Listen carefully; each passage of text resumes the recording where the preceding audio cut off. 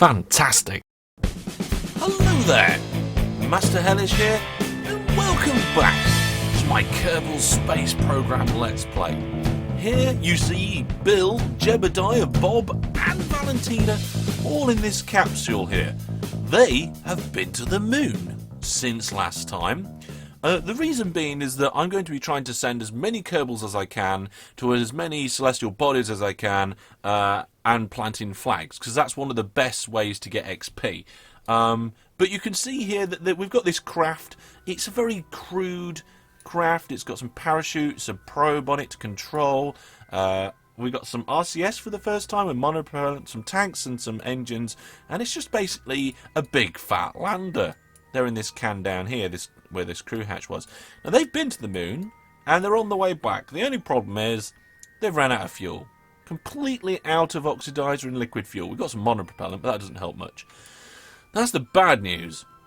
The good news is that our periapsis is beneath 70 kilometers. So we actually dip into the atmosphere. So what we're doing is we're using air braking to finish the whole thing. So let's just fast forward round past our furthest approach from the planet, which at the moment is 751,000 meters away, 750 kilometers.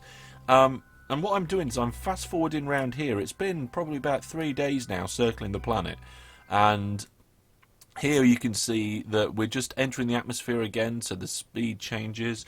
The guys are in their pod. This pod should survive re-entry. The only problem I've got is that as it comes around this side of the planet, I didn't put much extra power on him. It's got plenty of solar panels, but it's only got the probe's power core, so it runs out of electricity while it's on this side of the planet. Which isn't great, because if we land on this side of the planet, we'll have no electricity to deploy the landing gear and deploy the parachutes. Yeah, that's very bad indeed. But as you can see, because we're bursting through the air, our Propolis is actually shrinking down. We've had to do this once before. I think it was when Jebediah returned back from Minmus. I can't remember now, but yep, these four are on their way home, so we need to cross our fingers and hope that they land on the light side. We might even be able to get them to land in the Space Center. My guess is that it's going to be the desert or somewhere before it. I think it's going to be somewhere around here. And that's because the aerobraking brings down our final approach into the planet around on the opposite side to where you're doing the aerobraking, usually. So I'm going to fast forward this, and I will see you when we get closer. Okay folks, here we are. We're coming now and we are at 60. I'm actually going to slow down time here. I want us to come in this time, but really need to push backwards, and I think we're going to actually end up in space again. Even if I activate the RCS and push us backwards, I don't think it's going to be enough to get us to come in on this particular path. On this little path through. Although, hang on a second. We are now at 64. That is down to 99. We may drop in. 65. 96. Oh, I don't know. I'm not sure. I'm going to be using the monopropellant now because I want to come in on the light side of the planet. This monopropellant might actually save their life. If it looks like that we're going to dip round into the dark side, I might actually EVA them. But I don't know how long they can stay up there EVA'd on their own, and I might have to get a capsule come to fetch them. It's just very difficult. Let's see what's happening now. We're at 87. I don't... Oh, hang on a minute. Yeah, I think if we keep this up... What are we at now? We're about to get into space itself. Yeah, it looks like we're going to be coming down on the dark side of the planet possibly at this point. But if I keep this monopropellant up, we might be able to get that just before it gets dark. At least I hope we can. Monopropellant is being used quite quickly. Let's see if I can do enough. Yeah, I think I'm going to do enough here. You can see our periapsis is falling quite quickly on the other side of the planet there. and it's going to come round here probably into sunset. Once we hit the atmosphere, we're going to probably land in the ocean. Look at that. The monopropellant's doing its job. It's probably saving us from landing on the dark side of the planet. It's amazing what you can do up here. I'm at 74 kilometers, so the atmosphere actually isn't affecting me right now. And that is going to be a safe spot to land. We're still going to have the sun there. There's the daylight boundary. We're good. I can stop using the monopropellant and we can just come in for a normal landing. Right, we're entering the atmosphere, the thicker parts of the atmosphere for the last time now. As you can see, we are drastically coming in towards the ocean. It's going to be a bit of a splash, I think. Well, folks, I was just skipping forward to closer bits to the ground, but the landing gear just exploded. It's a good job we're not coming in down on the ground, and that we're coming into the ocean, because that landing gear has now completely and utterly failed. Now, this big flat area here should help us slow down rapidly. We're still 13 kilometers up, and we're still going quite quickly, though. We've got stability assist, so we're pointing retrograde. We've got any RCS still? The RCS isn't on. We can put RCS on to try and slow us down. Oh yes, we should be able to use the parachutes very soon. There we are. Parachutes are now available to us. I'm not going to launch them just yet. I'm going to allow us to slow down some more and get a little bit closer to the ocean. God, it's a good job we're coming down on the sea. If we weren't coming down on the sea, this would be a very tricky landing to come down without landing legs on the ground. These engines here on the side would explode almost certainly. Right, parachutes, slowing us down further. I'm just going to leave the RCS now. There we go. Let's see the guys down at the bottom then. Okay, and our 4 brave Kerbals arrive, hopefully safely. Yeah, safely back to the planet.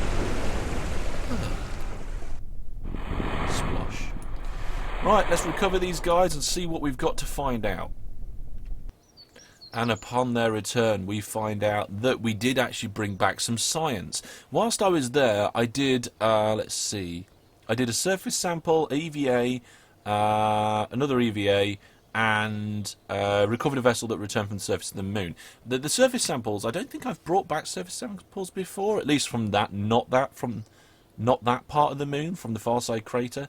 So we got some extra science, which is cool. That is very important. We'll come to that a little bit later. Of course, we get all the parts back, which is a 3,000 funds. I probably spent about 80,000 on this mission, to be fair. And the crew. Bill advanced level 1. Jebediah got 2 XP. Bob got 6 XP advanced level 1. And Valentina advanced level 1 as well. Brilliant. Jobs are good. Now, the reason why Bob and Valentina got 6 XP and Bill got 7 is because Bill hasn't been anywhere yet. Like, nowhere. He's done nothing. Bob and Valentina got 1 XP for a suborbital flight. And Jebediah has been somewhere before. I think he went to the moon or Minmus. So he had some XP for leaving the atmosphere and doing an orbit. And the maximum XP you get is equal to the maximum thing. So it's a bit complicated, but the wiki actually explains it really well, so I'm not going to bother explaining it again. But it brings all of our people up to level 1, because Jebediah already is. There we go. We've got some cleanup to do. We're going to recover the debris and bits that I used to launch this particular one. There we go. We don't want that. And we don't want that. Right. Now, couple of things. Firstly, we've got this here, 169 research points. Let's spend that.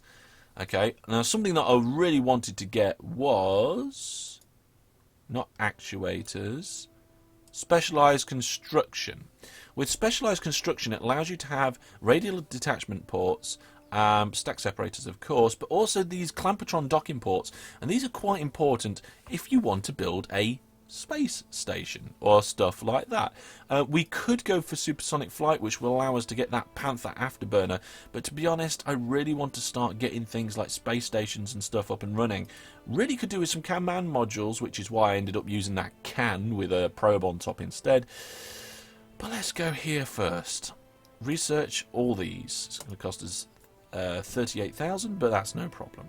Right, we now have docking ports, which means we will start to get, not just yet because we have them here, but we will start to get contracts for things to do with space stations and stuff, which will be really cool to do. So, what we're going to do this episode? Well, we went to the moon with some of our people, if we have a look. There we are. Jebediah is level 2. Bill's now level 1. Bob's level 1. And Vanetier's level 1. We're going to get these people over to Minmus at some point, probably between episodes, and plant some flags. That will help get their levels up as well.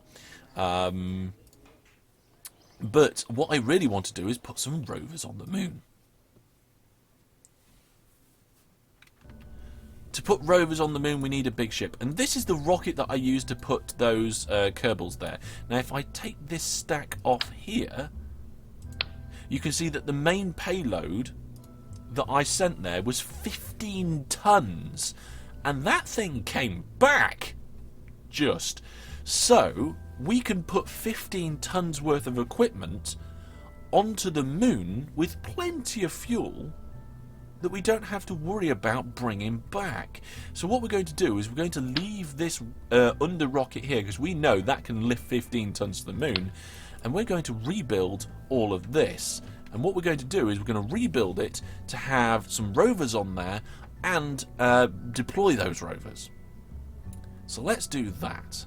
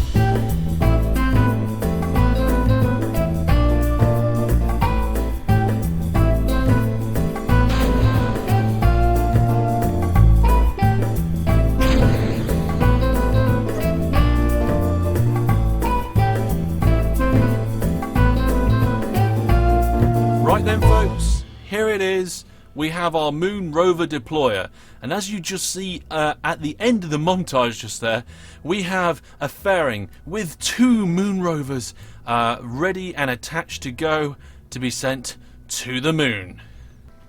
Except we actually can't go because our mass is way too heavy.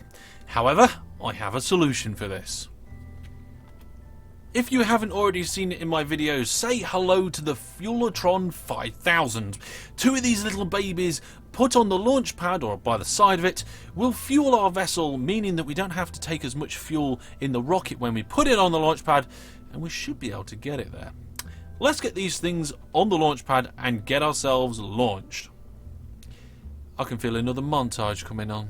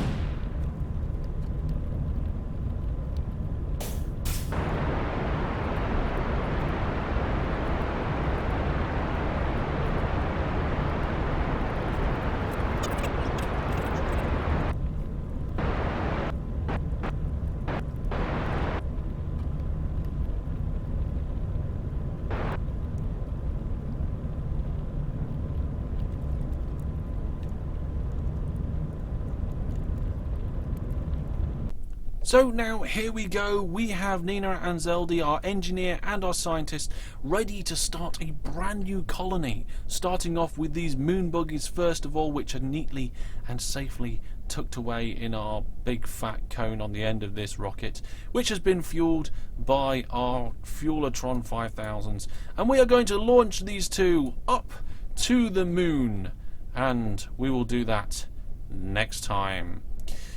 Well, all your thoughts, ideas and questions, as always, down in the comment section below, and I will see you then for, hopefully, 2 landings? I don't know how well this is going to go. I haven't done it before. Leave your comments down below like always, but also let me know if you think I'm going to pull it off.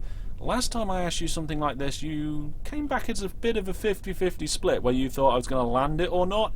And I did land it, so maybe this time, who knows? I've been Master Hellish, it's been my KSP Let's Play, and until next time, goodbye.